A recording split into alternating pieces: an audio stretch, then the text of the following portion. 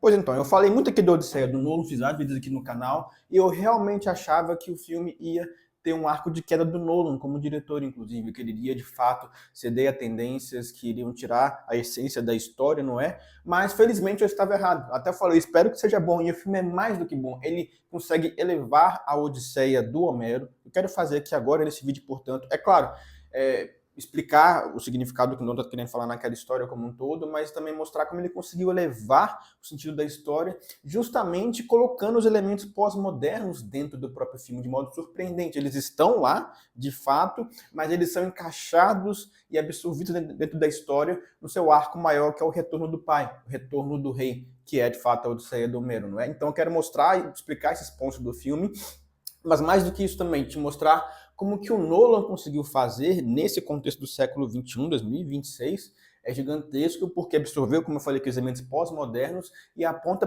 também para a nossa própria vida, em como nós podemos e devemos lidar com o nosso contexto atual, que nós vivemos um dia, desse elemento pós-moderno, que pode ser difícil não de se viver, não é? Pessoas falam do wokeísmo, não gostam disso, como um todo. Como que eu posso, de fato, então, conviver com isso e apontar para refundar a civilização ocidental? Nolan consegue, de fato, fazer muito bem isso no filme, então vamos lá. Primeiro, vale dizer, tá? Eu vou falar aqui de spoiler do filme, eu vi o filme ontem à noite, então não se preocupe com relação, vai ter todo o spoiler, se você quiser, depois quiser voltar ou não, mas também se você quiser só ver, eu devo ver ou não devo ver o filme. Cara, vá ver o filme, por favor. Eu fiquei, assim, muito surpreendido de modo positivo, vá ver se puder em IMAX, eu vi numa sala IMAX aqui em BH, e é estrondoso. Eu vou voltar a ver mais umas 2 vezes, no mínimo que seja, vale muito a pena, tá? Eu quero aqui falar um pouquinho da história, então. Primeiro, o que é a história de Odisseia? Todo mundo já deve saber, do Homero, não é nenhum spoiler que eu vou falar aqui, espero pelo menos, não é? Do retorno para casa, não é?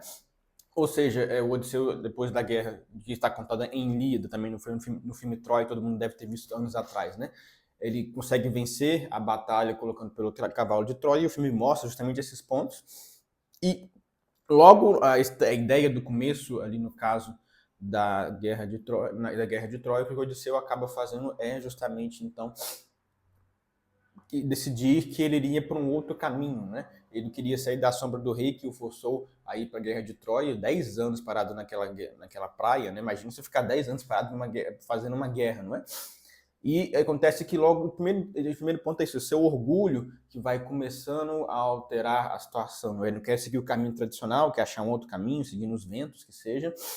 E com isso ele vai encontrar, então, naturalmente, como você viu no trailer também, o Ciclope, que é também de modo impressionante, muito bem feito. E mais do que isso, né?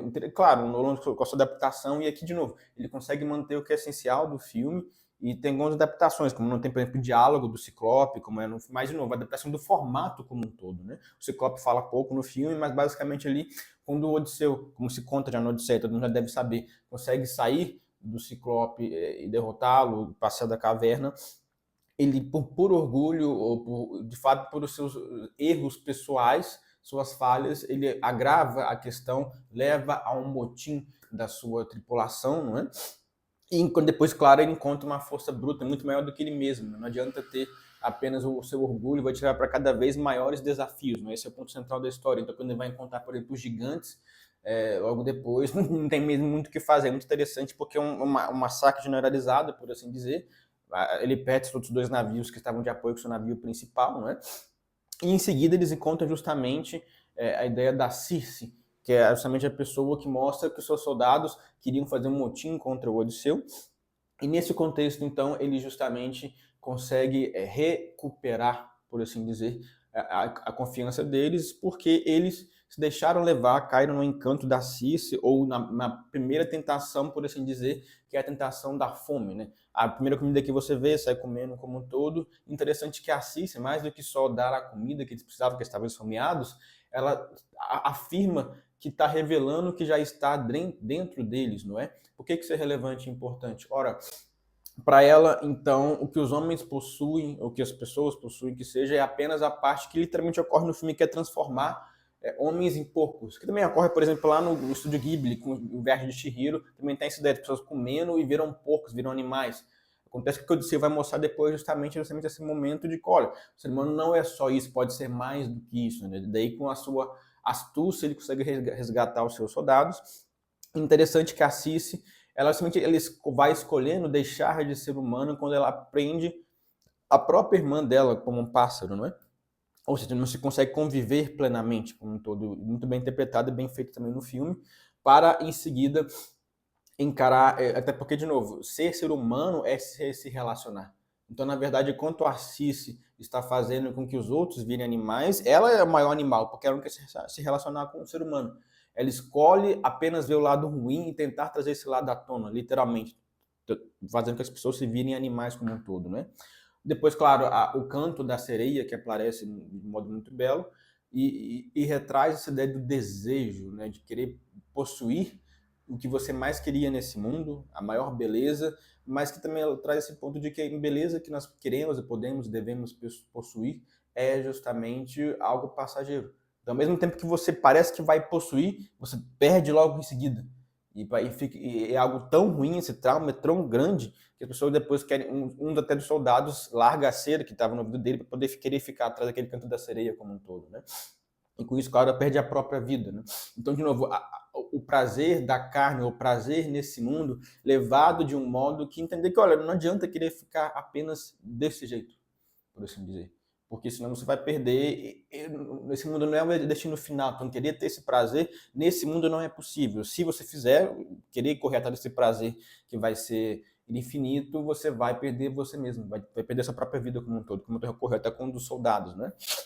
E de modo mais relevante ainda, os soldados depois ferem a lei divina, como está no filme do Odisseia do Nolan, quando eles pegam um dos animais do rei Sol, o rei Apolo, justamente para poder comer. Não é?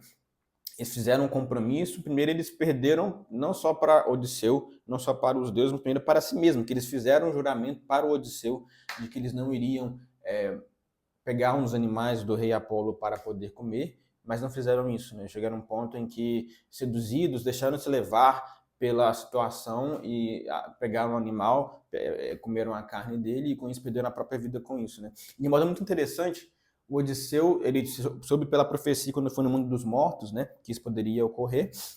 É muito interessante porque justamente com isso o filme traz a ideia de que, olha, você sabe, você é o líder deles, mas eles também têm que querer salvar a si mesmos.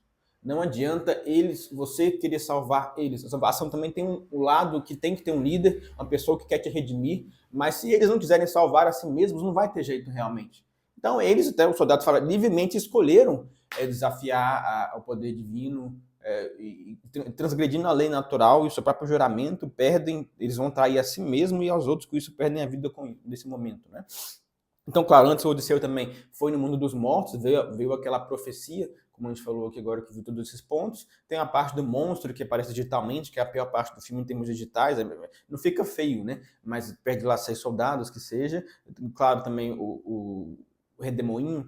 Mas o ponto mais interessante também que está recortando ao longo do filme é a Calypso, com a Charlize Theron, que é de fato belíssimo na praia, muito bem feito. Impressionantemente, o Nolan conseguiu captar o que eu achava que não ia conseguir captar, que é a noção do tempo kairos. Para quem não sabe, na Odisseia e também depois na Bíblia, que seja cristã, existe a noção do tempo cronos e kairos. Cronos é justamente o tempo materialmente falando, que ocorre sem parar, não é? Nossa vida ocorre sem parar, esse vídeo está correndo sem parar, do início ao fim. E o kairos é o contrário, é um tempo oportuno, é um tempo particular de cada coisa. E o que ocorre é que depois do naufrágio, onde o Odisseu perdeu sua tripulação, foi tão castigada, por assim dizer, pelos deuses, eu já vou falar dos deuses daqui a pouquinho, o que ocorre é justamente, então, que o Odisseu vai despertando gradualmente por 7 anos preso, então, com a Calypso, que se apaixona por ele também, mas há essa ideia, portanto, de que o Odisseu não estava pronto para ir para casa. E ele recuperou o seu corpo, mas também tem que recuperar a sua própria mente e reencontrar quem ele era. Me lembra muito, por exemplo, quando o Nolan até aparece na cinematografia, as imagens da praia, lembra Inception. É o mesmo estilo de imagem, por exemplo, né? A origem do Nolan, que foi 2010, se eu não me engano. Então, de novo, é recuperar sua própria mente e lembrar quem você é. Não se esquecer. E também reforçar e querer a faculdade humana da vontade. Né? Você realmente quer voltar para casa?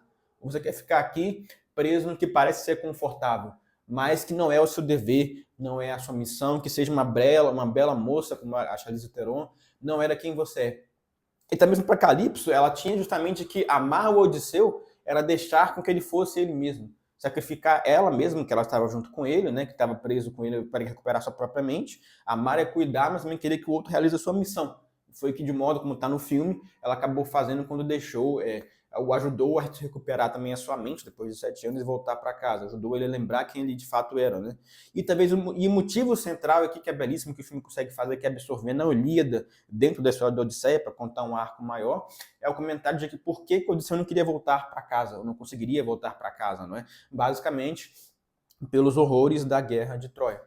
O filme traz muito bem a ideia de que a Guerra de Troia era justamente a suprema violação da lei divina. A Guerra de Troia era a suprema violação da lei natural. A Guerra de Troia é a suprema violação da lei de Zeus, tal como o filme coloca, né? A lei de Zeus, portanto, trate os outros como você queria ser tratado.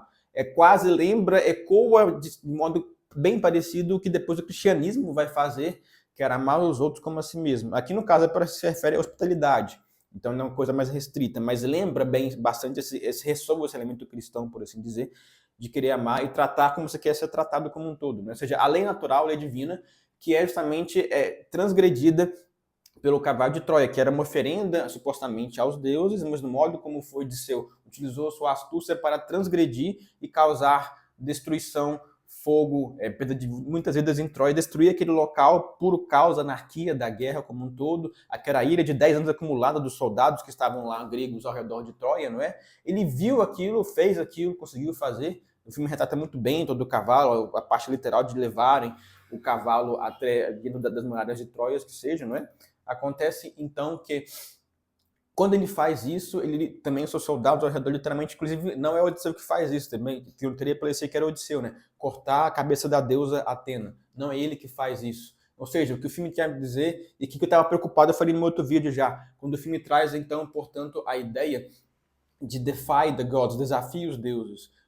Mas o que o Nolan consegue fazer é justamente, assim como é o cavalo de Troia, um novo truque. O Nolan faz um cavalo de Troia dentro do cavalo de Troia, por assim dizer, uma metalinguagem, no sentido de que ele traz esses elementos modernos de revolucionário, né? Vou desafiar os deuses, como o Odisseu faz, mas ele vai sendo, ao longo da jornada, se transformando para aprender que existem forças maiores do que ele.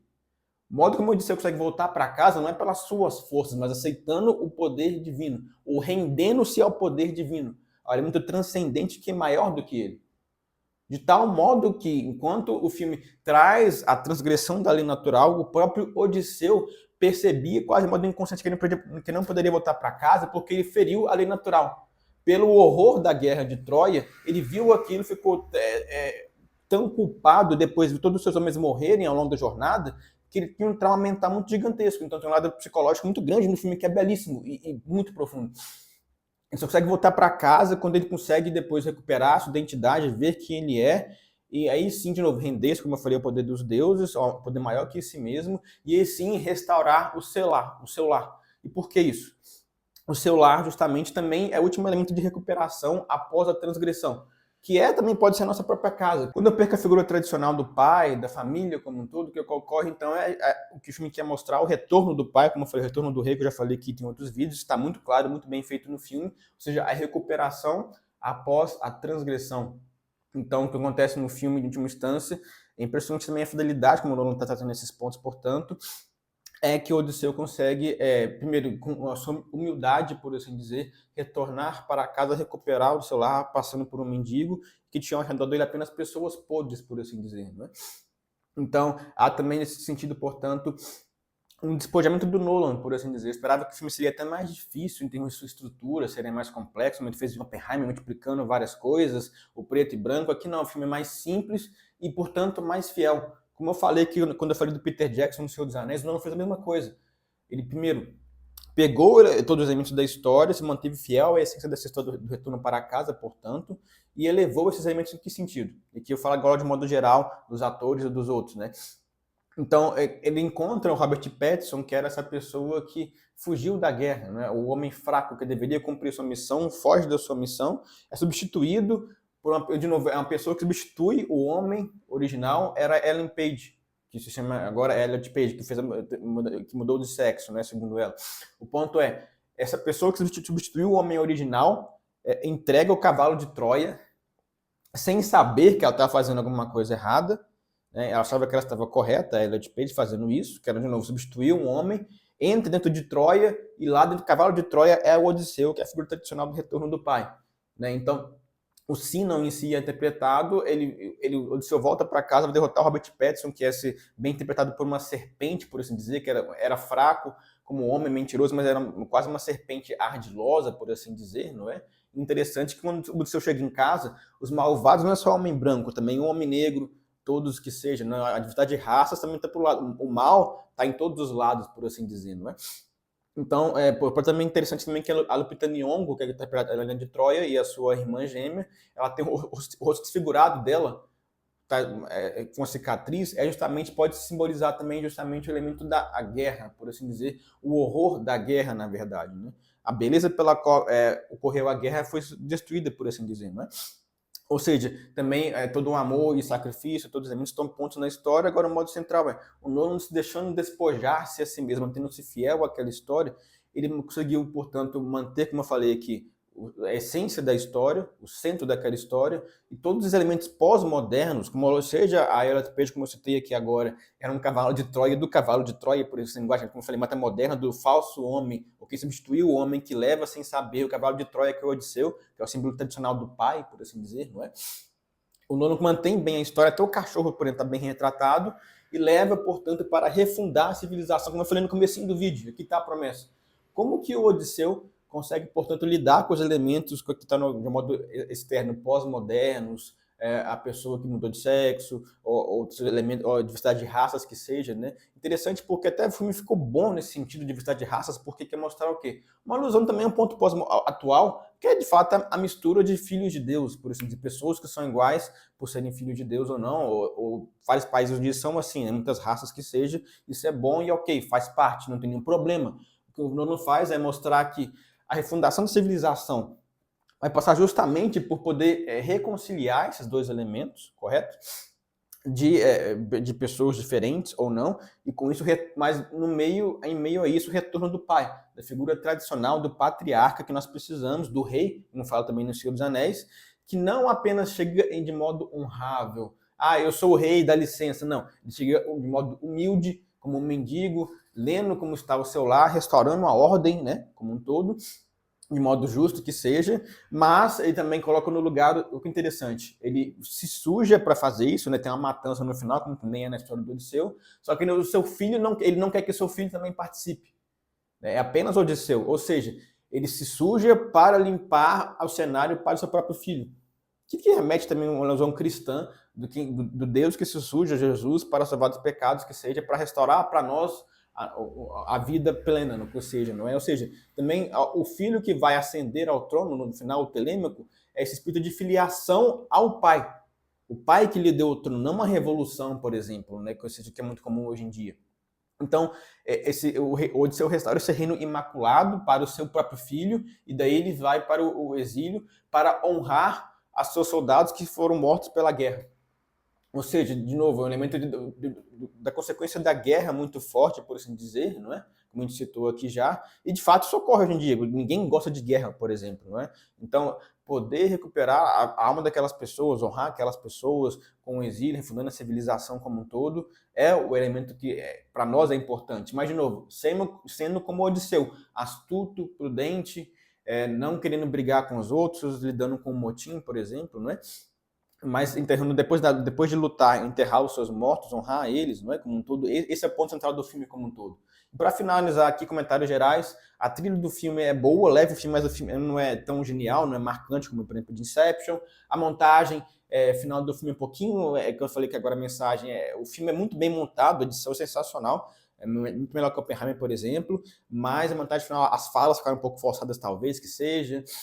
O inglês eu não tirou tanto do filme, falar bem honestamente. Achei que ele tá preocupado, fez um vídeo do Tolkien sobre isso, mas não fiquei tão na hora em si que seja, né? Também o Travis Scott só apareceu 2, 3 vezes e ok, que seja, né? Então, de fato, o Nolan conseguiu trazer esse elemento, como eu citei, de absorver os elementos pós-modernos como um cavalo de Troia do cavalo de Troia, como foi aqui da Elliot Page, que é esse homem substituto, que tá aqui, eu também achei essas ideias sendo divulgadas na internet, que, sem saber, traz o cavalo de Troia, que é o símbolo moderno do pai de família como um todo, e que é para nós, cada um de nós. Nós também temos que ser como Odisseu, que não impõe nada por ser um homem branco, uma pessoa melhor, mas sim, na sua humildade, é elevado aos outros por ser melhor que os outros, ou se mostra melhor. Ele passa pelos desafios, aceita o poder divino, e junto com o poder divino, ele consegue, então, restaurar a ordem naquela comunidade. Também deve ser para cada um de nós, não é? Então, pessoal, isso aí, o símbolo disso aí, do Nolan. Vou falar mais do filme, claro, com certeza. Mas fico feliz, de verdade, que o filme foi muito bom, muito feliz de verdade. Vou ver mais vezes que seja. E é isso, muito obrigado, até o próximo vídeo, viu? Valeu!